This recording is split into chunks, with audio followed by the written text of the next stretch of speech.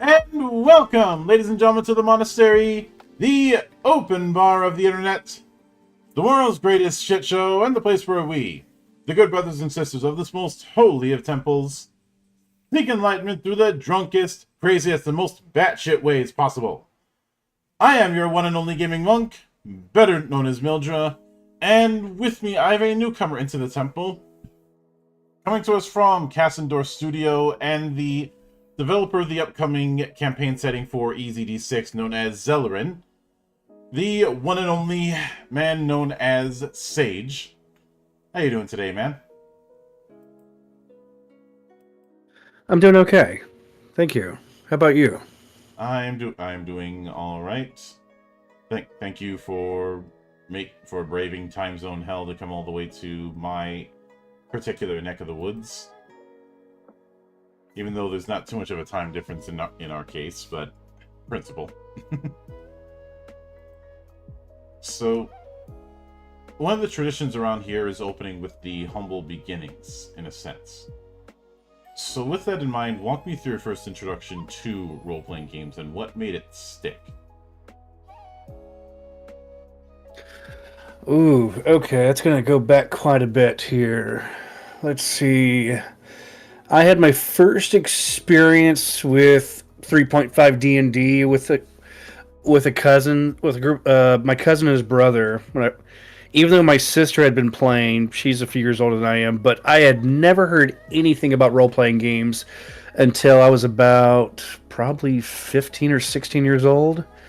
So my first experience, I was at my cousin's house. We played some D&D 3.5.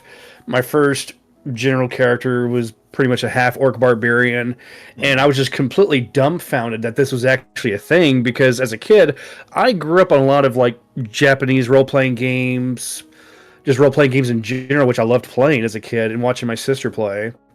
And it became a very remarkable experience for me to step out from video games and to see, like, holy crap, there's this game of tabletop games you can actually role play and do whatever you want.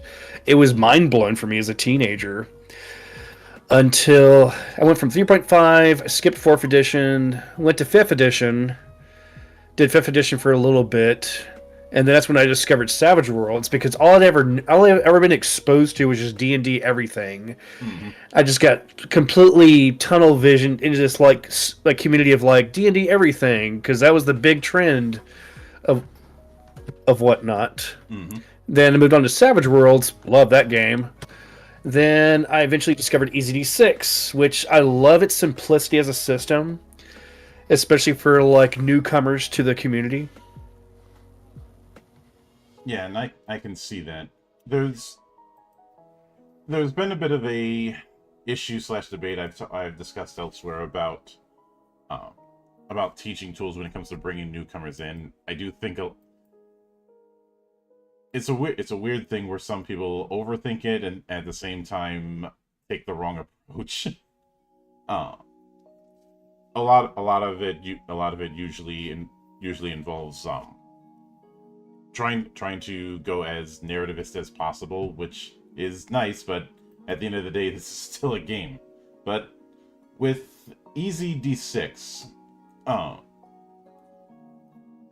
when it came to that, was there a particular moment looking over the rules of EZD6 where things just clicked for you as that one was going to be the focus?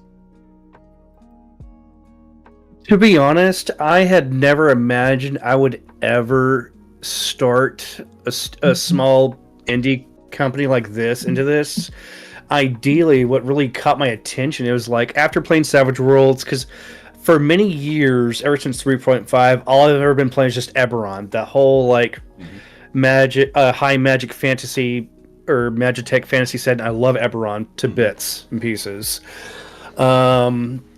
Until to be honest, I watch anime a lot sometimes, and the one thing that caught my attention, I started watching after several years ago, was called Escaflowne, and I got super excited. I was like, holy crap, fantasy mechs, that is so cool. That would be great to have as a setting. So I did some research. I'm like, oh no, there's already Lancer, there's already Aether Nexus. Then I was kind of stuck between, I was like, okay, do I do fantasy or do I do science fiction? And then I was just kind of going in between, back and forth. When I first started this little homebrew setting I was working with, I was going for a bit of fantasy, a little bit of science fiction, but I was torn between both. So I said, screw it, I'll just do both. Mm-hmm. Like what you see today with Zeleryn is completely different from what I started with. It was a horrible mess. Was it a case But yeah, that's where... what really. Okay.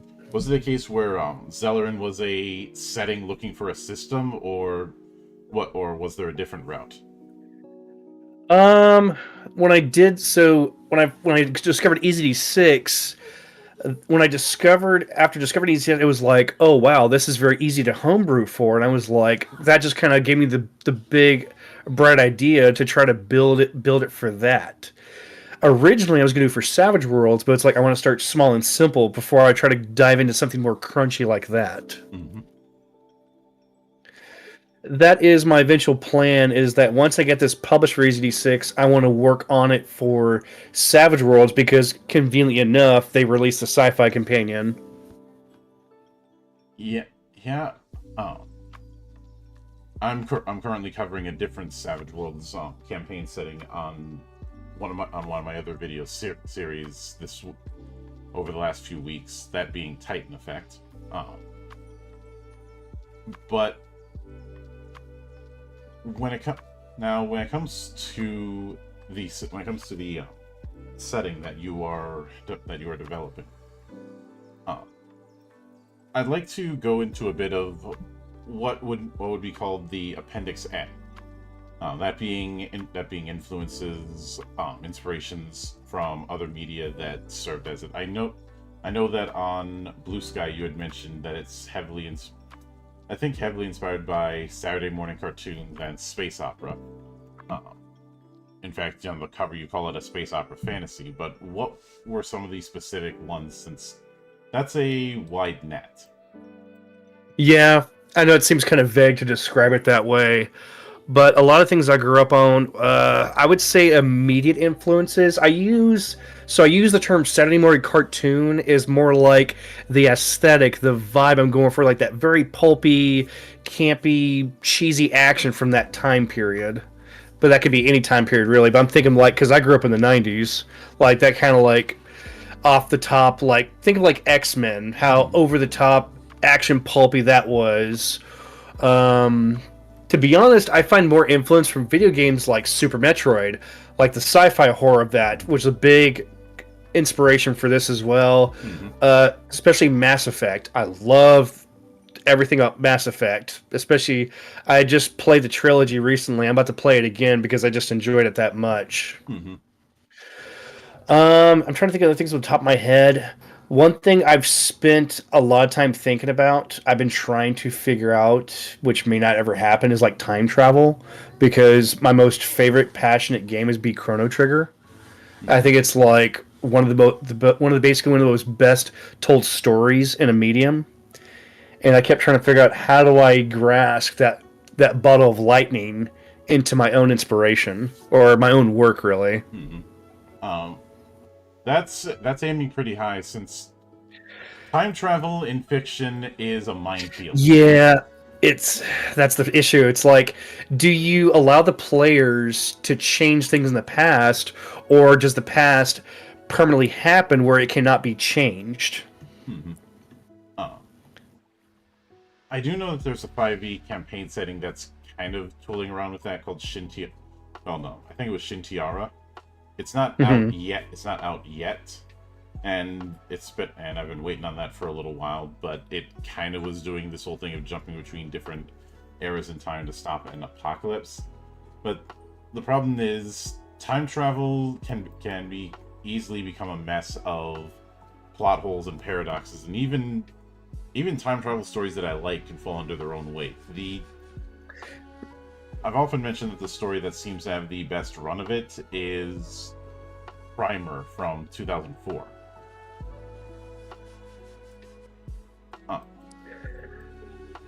Yeah, the way I look at time travel stories is that it requires a very railroad approach to really. It has to be very linear to where the players are going, or else if it's like, oh yeah, this is a sandbox, you players can just go wherever you want. Cool, they're just gonna do whatever benefits them, than so much as follow whatever narrative story you're trying to implement in front Mhm. of them.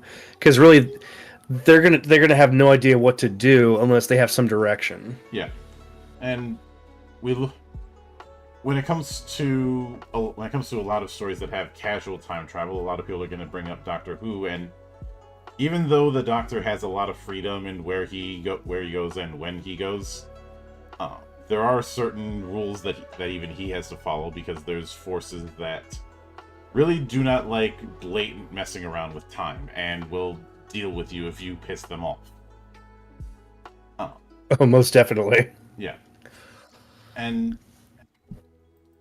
I know it sounds that you'd have to be railroady, but I think it's more of, if you're like with any sort of high concept science fiction, you have to have some very consistent iron rules in place. Uh, Ones that if something happens, that thing can be easily explained. You brought up Mass Effect, and well, let's consider how FTL travel works in Mass Effect. It's through the mass relays, which which is basically shooting yourself out of a giant ass rail gun, but the principle is always consistent. Yeah, exactly. I was thinking about following the same approach with that because I kept thinking it's like so there is some so there is some lore I've created for Zeleryn, and I didn't want to feel like a lore dump because this is basically a supplement. Mm-hmm. I've written just enough where it gives you clues to what Zeleryn is without diving too deeply into it. Mm-hmm. Um, I did. There will be like a space. There will be a space map with a few star sectors. One thing I am adding is there'll be an uncharted star sector where players can explore and go to and basically add in their own twist on what they want in that type of setting. Like, let's say you have your own homebrew setting that you want to implement. Cool.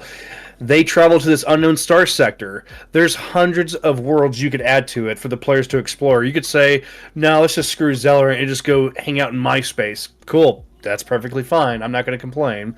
This is for the players and the game master to have fun, not for me to try to tell you, well, actually, this is what Zeller is, not what this is supposed to be. Mm-hmm. Which definitely makes sense. Yeah. Because, especially as players, we spend more time reading the mechanics than we really do reading any of the lore. And usually there's an understanding that the GM will be making that kind of thing consistent. Uh, but obviously, when you're dealing with a very specific setting, there needs to be some understanding of lore. When you're dealing with, say, generic fantasy, you don't have to worry about that too much, because there's a kind of understanding by proxy. You know, just because there's been so much fantasy media all over the zeitgeist, you don't have to worry about putting two and two together. But in something like Zeleryn, that's not an advantage that's really there. You know, Zeleryn is a defined setting with a defined set of rules.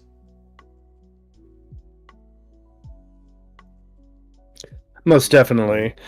Um, Zetherin, I try to keep it as open and as possible. With obviously like to have a basis just to work with for a game master, but this is my first time doing any of this, so I can't really say I can speak from experience on what I'm really doing. Because I've Mm-hmm. struggled a lot with imposter syndrome, where I even tell myself, "Oh, I'm not good enough to have imposter syndrome."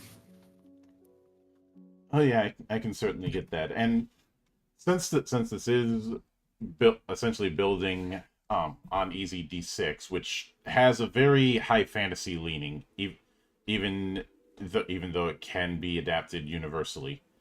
Um, Hmm.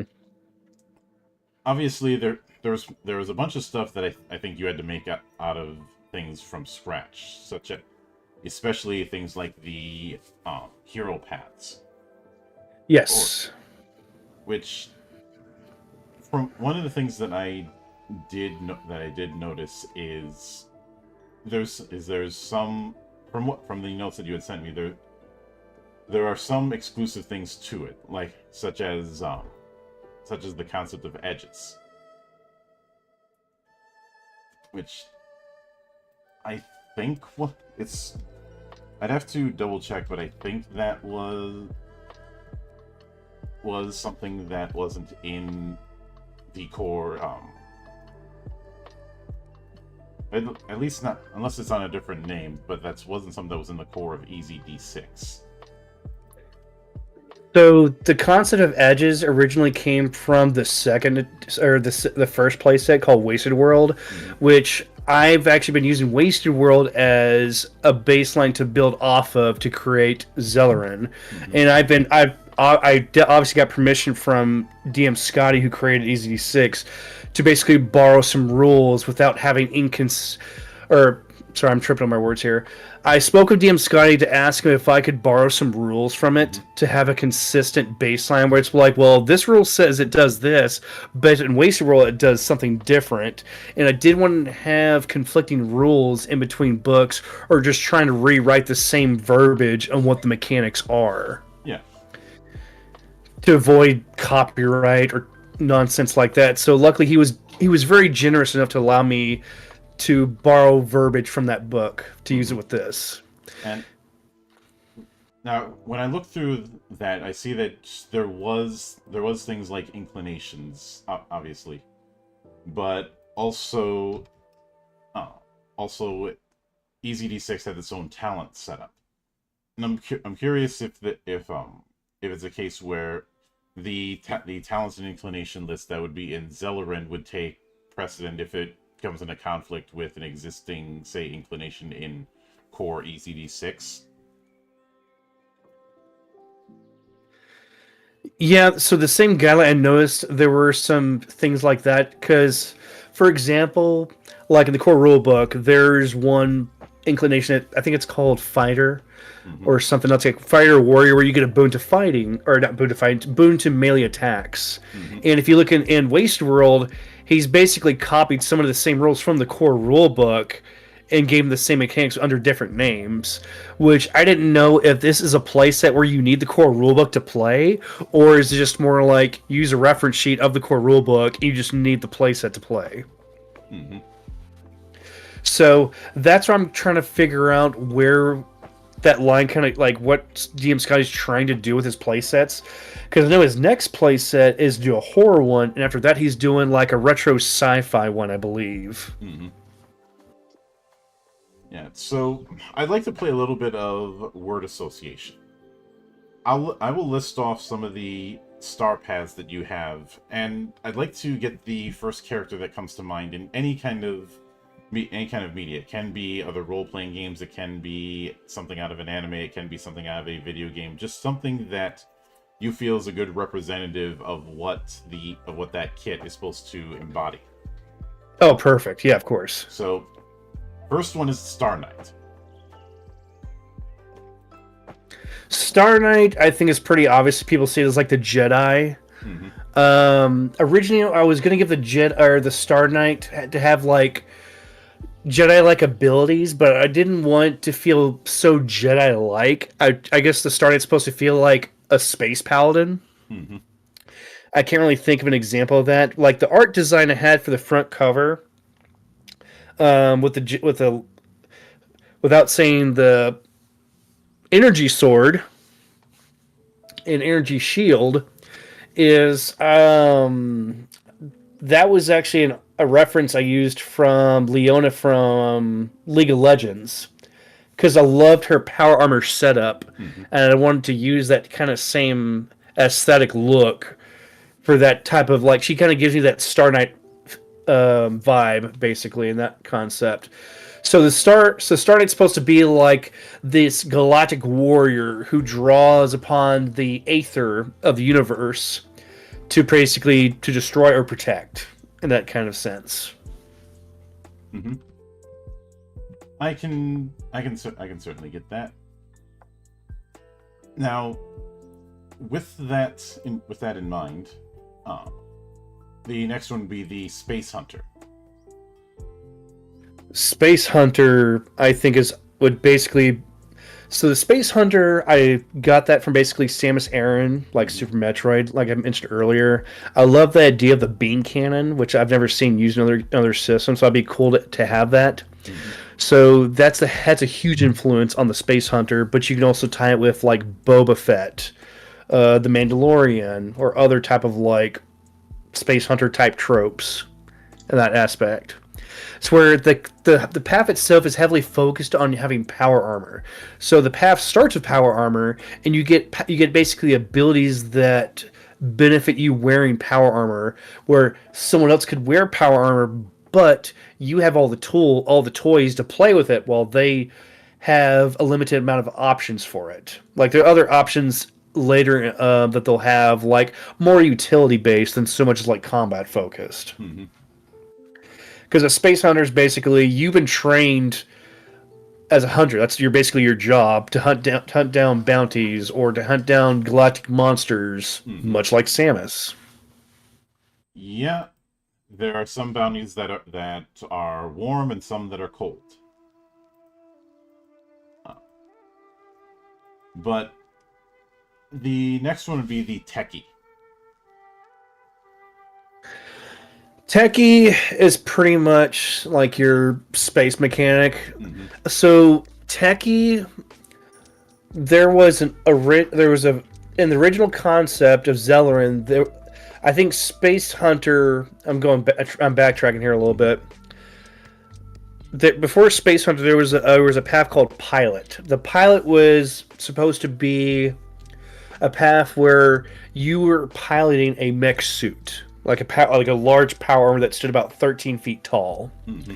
And basically, that concept I kind of drew from Titanfall 2, because I thought that was a really cool concept, that you could dismount and have a AI-operated mech suit to work with you. But mechanically, it didn't really work. It was very clunky. It felt too powerful. Excuse me. It just didn't really work very well for the core idea of EZD6. So I had to dumb it down a little bit to be a little bit, or reduce it to something more palatable in this case. So the Techie is basically just your space mechanic. Very gearhead mindset, but you come with like a drone familiar who can help assist you with tinkering or engineering stuff that you want to build on the fly. Like you have the Aether Forge. It's like your pop-up shop where you can build anything you want anywhere, anytime. Mm-hmm. The Game Master, you basically have to explain to the Game Master what you want to do, what you're trying to build, but of course what you want to do on how big the project is will take time and resources. Mm-hmm. But it has to be reasonable, of course. Yeah. But it's dependent on the game type you're playing, of course. In that regard, one of the easy things that comes to mind is some of the protagonists you see in very crafting heavy games, but also stuff like, say, the engineer in Team Fortress 2, for instance. His main thing is just building various stuff for support or outright defense. You know, whether it be turrets, whether it be teleporters, whether it be dispensers to dispense more ammo. That's kind of his thing.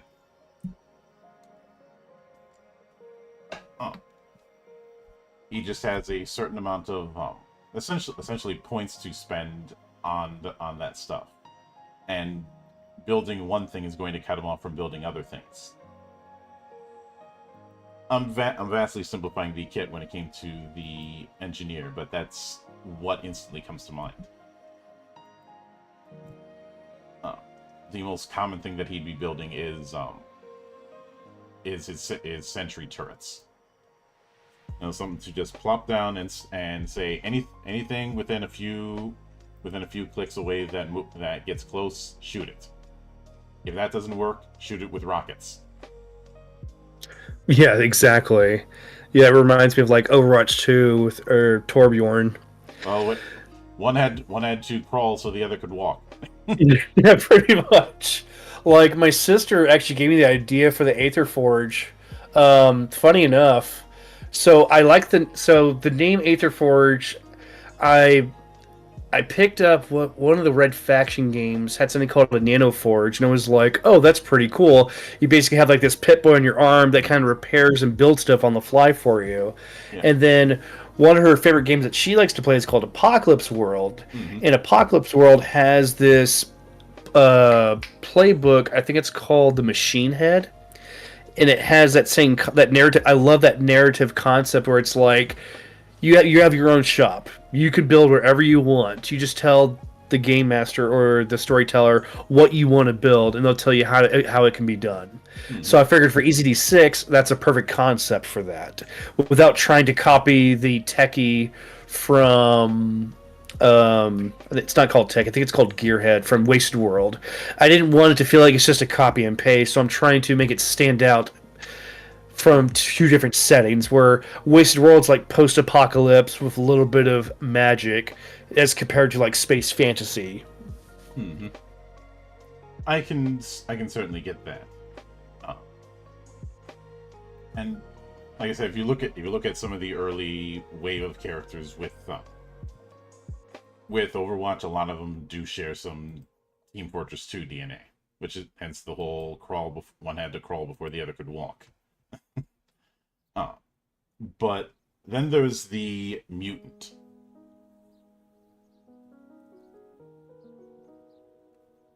Right, mutant. I know I had changed that name to something else because I was like, my playtesting group. It's like, oh, it's the same mutant from Waste World. So I'm like, oh, that kind of not that it makes me feel bad, but it was just like, oh, I hate because I want to avoid any confusion in between both play sets, Hmm. and I changed the name to Bio something, which that was another. I forget the name of it. Bio something. It's from a Starfinder. Hmm. I forget the name of it. It's like you're basically like a bioscientist because you experiment on yourself. Hmm. So the original concept of the mutant was inspired by the symbionts from like Spider-Man, because I thought it was pretty cool. The mutant would have like maybe you have like the symbiont abilities like living carnage, which allows you to like stretch your limbs Hmm. and shapeshift them into like weapons to hit enemies within near range. That's originally where mutant started off with. So far, I think mutant's good. It has lots of flavor to it with lots of utility. Is why I try to build each star path to have a good amount of utility where it doesn't just feel very combat focused like D&D is, Hmm. because I want to try to have this game have more than just war game feeling to it. It's where I want to feel like the players have more tools to work with regardless of what star path they choose. But of course, the whole point of building Zeleryn for EZD6 was to create a gateway into other RPGs. Hmm. I'm not trying to build the most perfect one. I'm just trying to build the most accessible one. Yeah, and well, as the saying goes, perfect is the enemy of good. But there is one game that I think could also be added to the research pile when it comes to the mutant. And are you familiar with the prototype games? Yes, I am familiar, but it's been a very good minute since I've played them. Because a lot of the stuff that Alex Mercer can do in the first prototype definitely would fall into the same category, but isn't necessarily a suit in the same way. Right. Exactly. That's a good way to look at it too. Hmm. Uh, I'm not saying it'd be a perfect one, but it's certainly something to consider. But after that is the Esper. What would you say would be some characters that would fit that particular Ooh, concept? okay. The concept of the Esper is you are basically this mysteriously gifted, block of a better word, sorcerer. Like, you have this special magic gift that no one really understands. Because magic in itself, I like to keep magic mysterious and strange in Zeleryn, where it's like it's very understood in Star Wars or your typical space fantasy other settings. I'm trying to imagine, like Mass Effect has bionics, which in essence it's basically magic, but on a technical level because of Element Zero is the best way they explain it. Mm-hmm. But I like to keep that mystery. It's more like you're drawing from what the Espers lore-wise basically go to a school called the Caspian Court. The Caspian Court is basically the Hogwarts in space. The school for gifted people who have Esper-like abilities. Mm-hmm. They've been rejected from society thousands of years ago because no one understood how this stuff works. So, as an isolated society, they decided to build their own school to help teach each other how to master their capabilities. They are the ones that have so basically I removed the gravitational powers from Star Knight and moved over to Esper, along with other like spell blasting abilities. Yeah, I could definitely see that. And I'm guessing that would it be fair to say that a lot of what it does revolves around like manipulating the environment around them. Yes, correct. So then there's Commander, which I can make some guesses, but I'd like to hear what some of the character inspirations you were leaning into with Commander. Commander is pretty much like your leader of the group, kind of like, I guess best executive really I think of as like Shepard from Mass Effect. Mm-hmm. Leads the party, very strong-faced, knows how to motivate the group. And play testing wise, the commander is really powerful from what I've seen so far. They are really good at buffing the party. Yeah. Almost too good at it. There wasn't any immediate inspirations for that. That's where I kind of draw my own military experience, because I was in the army myself for about 8 years. So I kind of draw inspiration from that. Now, I don't really have anybody in my life that was really inspirational, unfortunately, in the military. But that's where I kind of draw that. And then next off, you'll see like Marine. I'm sorry, you're probably about to move on to that one. Yeah, what I was about to say is, from the way you describe it, Commander fills the archetype of that frontline leader. And there's when the Warlord was introduced into 4th edition, which everybody tells me the Battlemaster is the successor to Warlord, but it's not. It really isn't. And that's why you see some people try to make Warlord in 5th edition, because the 4E version scratched an itch people didn't know they had. There was one line that perfectly summarizes what this type of archetype is. A barbarian hits you with his axe. A warlord hits you with his barbarian.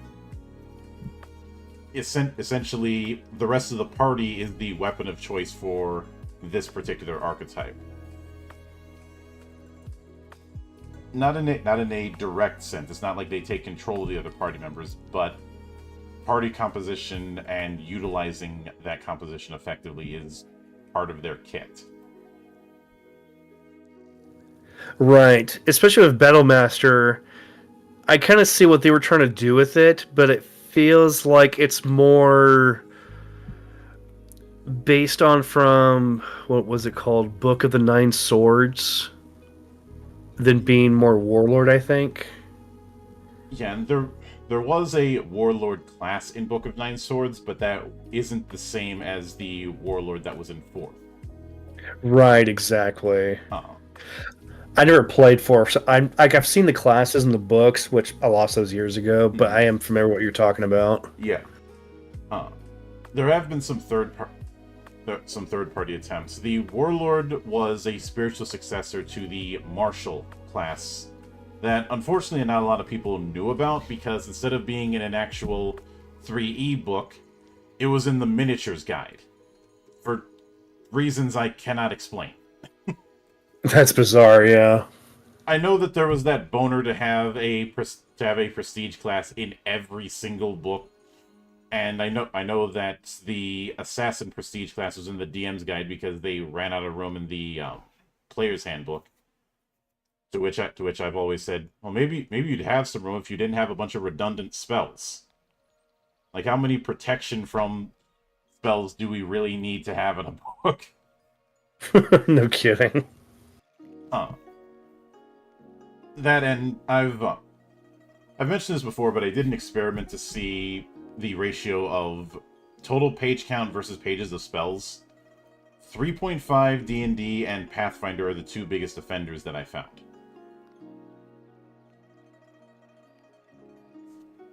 And I'd imagine that you'd have an easier time fitting in something like the Marshal in the core book if that problem wasn't there. But when it comes to shifting into Marine, just with some of the names, I'm guessing one of the big ones is the Doomslayer.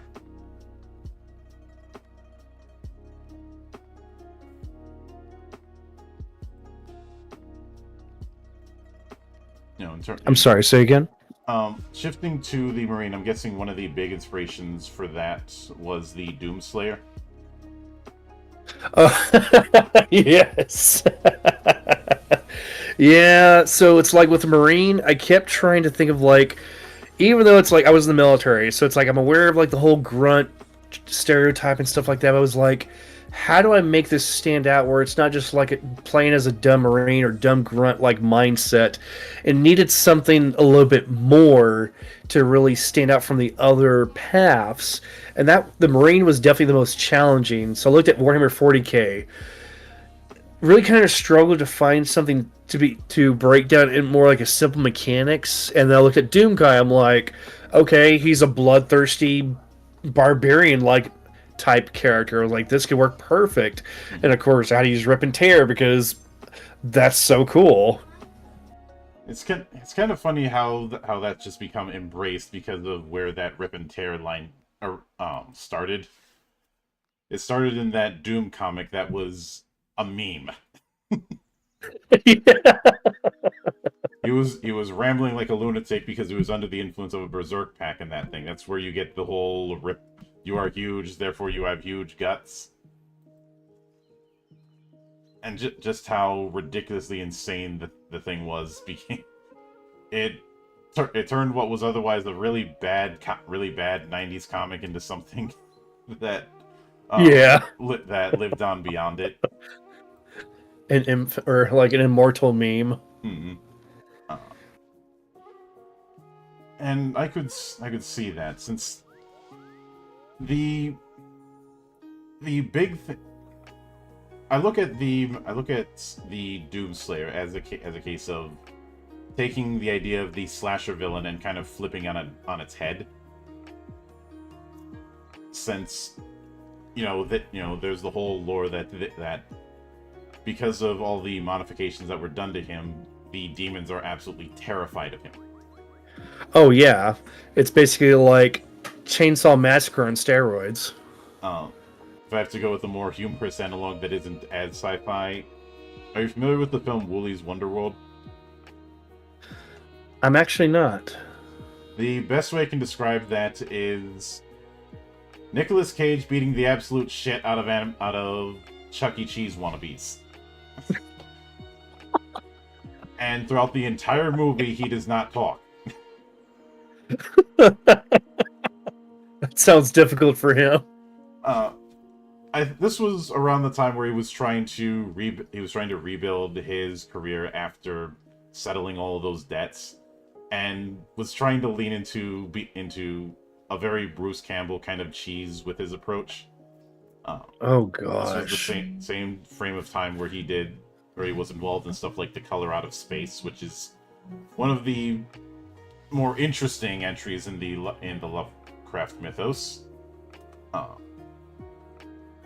And I have a soft spot for just the level of crazy that Cage is willing to put himself through.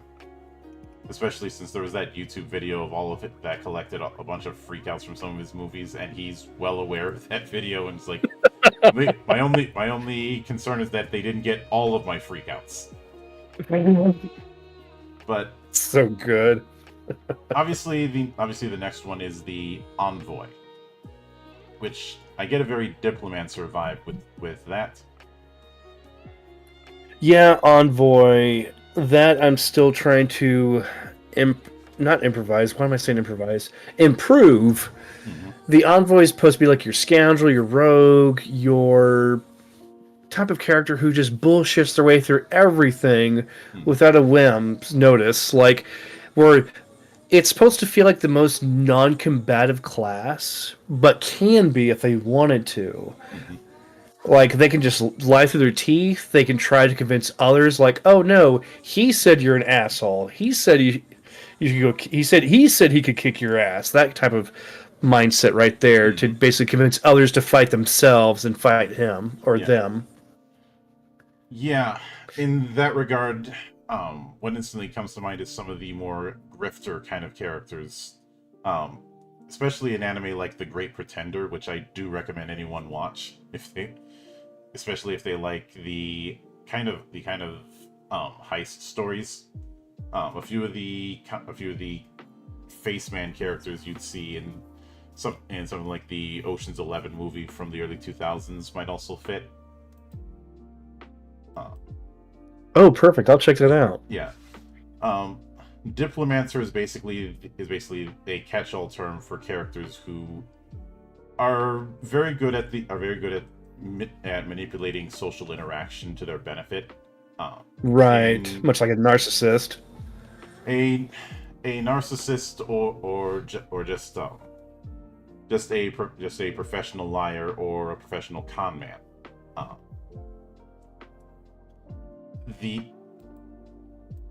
I suppose to a certain extent I could also reference, even though he's not a con man per se, but I could reference Caiaphas Cain, hero of the Imperium, and the fact that he is considered a hero to the Imperium of Man, and he's also a massive coward. Though how much of a coward he actually is up in the air because there's the implication that he may be suffering from imposter syndrome. But one of the big examples is he was sent to an artillery unit on Valhalla with the idea of, okay, if I'm in artillery, I just have to make sure that everybody's firing the long range guns and I won't have to see direct combat. Well, a bunch of Tyranids show up. He tries to flee. Ends up driving straight towards a diversionary unit. So now everyone thinks that he bravely charged to mark a target of a diversionary unit that was going to sneak up on them, when he was just trying to run away from the fight.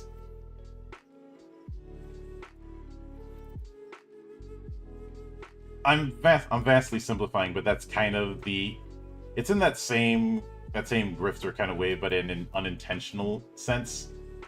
Right. So because of that, he has to go through more and more heroic deeds to maintain the idea, even though that is the last thing he'd want to be doing. Though how much of that is actually the case is up in the air. But there's also been the concept of the Faceman in some cyberpunk games, like the face in something like Shadowrun, or certain types of fixers in Cyberpunk 2020 and 2077. So there's a bit of legs with that particular concept. And one of the things that I did notice, and that I find a bit interesting, is Core EZD6 has a unified set of inclinations, whereas what you have is ones that are directly tied to each individual path. Which I'm guessing that was taken from the place that you had mentioned previously. Yes, a lot of that is So Wasted World is definitely a huge influence where I saw that as a good platform to build off of Hmm. because it basically provided a lot more rules for players to chew on or just to have more crunchy rules to have available for players where the core rulebook is just extremely simplified to very basic rules, which I think is there's nothing wrong with that, but it was definitely like they needed like the core rulebook needed something to work with, but created enough inspiration to build on top of. Hmm. Now, Easy D6 had the for the casting part had the Circle of Sorcery. Do you with the Yes. Esper? Are you planning on doing something similar, or are you going to be not doing a Circle of Sorcery equivalent at all? So I didn't plan on that exactly because I didn't want to feel like a copy and paste of that setting. If I would add into it, if that would be something of interest for players. But it was not my intention to do it that way because I didn't know what to build with that because it's like you already have this circle of powers there. It's like it already kind of covers just about every type of magic. Hmm. And it was like, well, I didn't know if that was really needed in a different play setting because if I wanted to keep it simple to where um very I guess it'd be more like more of a focused than a variety caster. Hmm. I was thinking like another concept with the Esper would be like think of like Magneto would Hmm. be a good example. Yeah, I could. Oh, Go ahead. a good twist between Magneto and Professor X basically Hmm. would be the best way to describe it. Yeah, and speaking of there are a couple there are a couple things in those paths that aren't in the more traditional heroic paths. One of those two things in particular being avoidance and aether resistance. I can make some guesses as to what avoidance is, but what would separate avoidance from armor? So avoidance is more like an instant death save. Hmm. It's the same. I believe it's the same under the same name in Wasted World. Hold on a second. Hmm. No worries. Sorry, my kids were interrupting. I apologize. Um, so avoidance is basically you're trying to avoid instant death. Hmm. That's the whole point of it. Like I borrowed that from Wasted World. So Aether Resistance is basically magic resistance. That's specifically what it was for, kind of like in the core rulebook. Hmm. All right, I can certainly get that. And because of the way it's set up, because of the way you set it up, is it going to be a case where there where it's where Zeleryn is going to have its own variation of the character sheet to account for some of the stuff that's in it that isn't in core EZD6? Character sheet wise, I would say yes. I haven't gotten that far as to how he would stand out differently. Um, what I've been trying to make work is the next step from that is like space combat, and that's a really complicated and clunky thing I've been trying to figure out. Yeah. I did talk with DM Scotty today to try to like figure out what to try to like share some notes with him, be like, hey, where were you planning for this? Because back, like I said before, I'm trying to stick with consistency.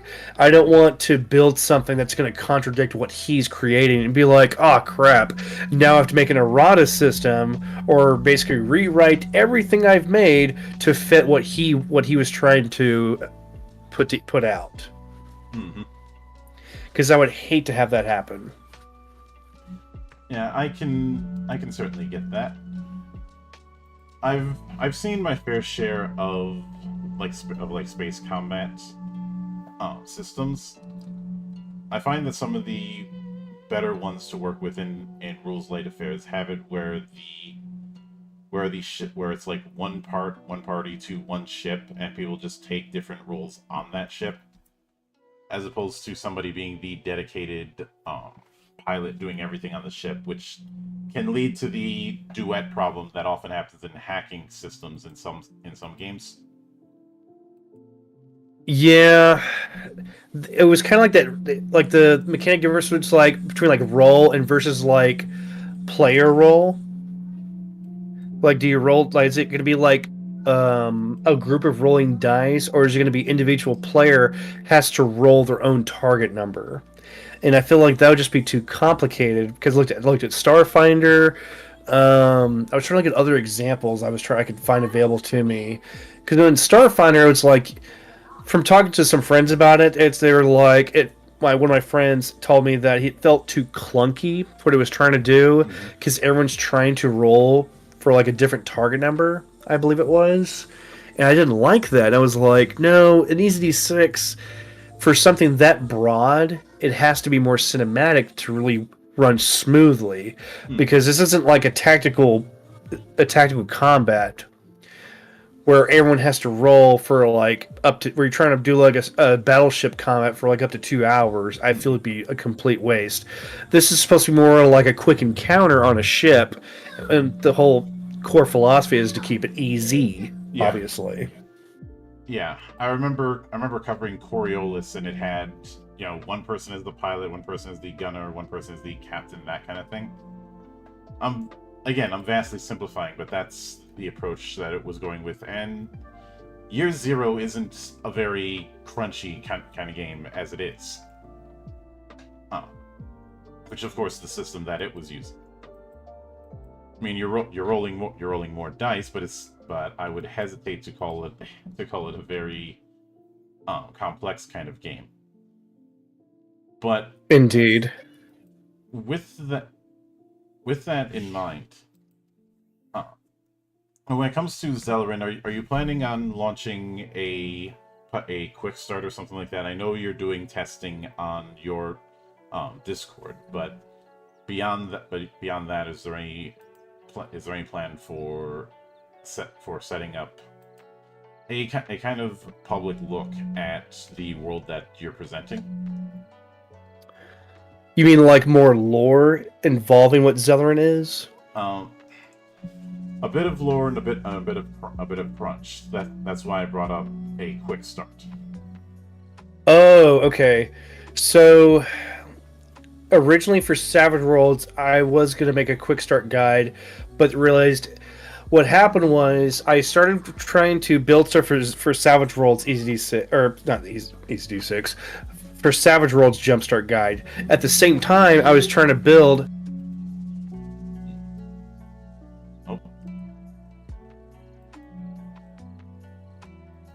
Sorry, I was in the middle of trying to build for two different systems at the same time, and I was like, "Yeah, this is just too much work." So I had to stop with Savage Worlds so I could focus on Easy D6 because, to be honest, it was just much easier to work with and to build for.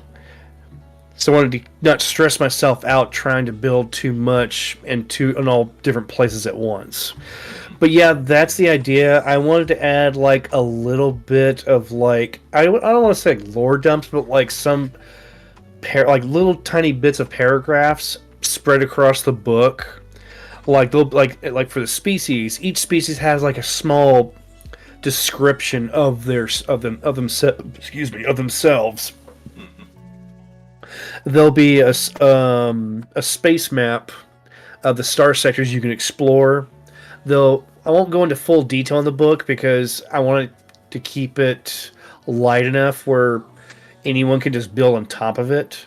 But if there's enough interest to have more, I can definitely add more in a second book or something. When I got the artwork for this done, I got this bright, silly idea. I was like, oh, this would be great to have like maybe like a 1 minute, 2 minute animated teaser in this like cartoon art style. But budget wise, that'd be a little bit out of my pay range unless I somehow manage to get that crowdfunded. Which I don't know if that's ever going to be a thing. But that's just a dream of mine. Oh yeah, I can get that, and I'll look forward to seeing what updates come when it comes to Zeleryn. But with that said, I do want to sincerely thank you for taking the time out of your schedule to come all the way to my temple and enjoy the madness that happens around here. And anytime you see fit to return, the door is always open. As I often say around here, drinking is not mandatory, but it is encouraged.